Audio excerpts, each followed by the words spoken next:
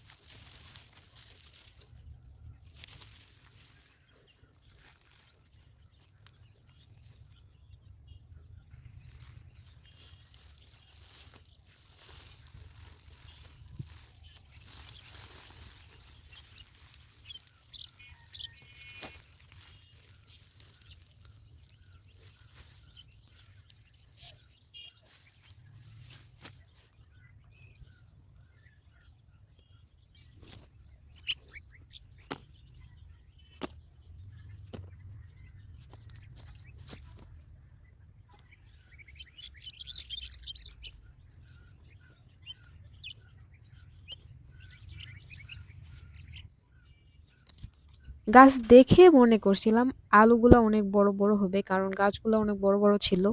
এই আলুগুলো আমি বাসায় খাওয়ার জন্য তুললাম।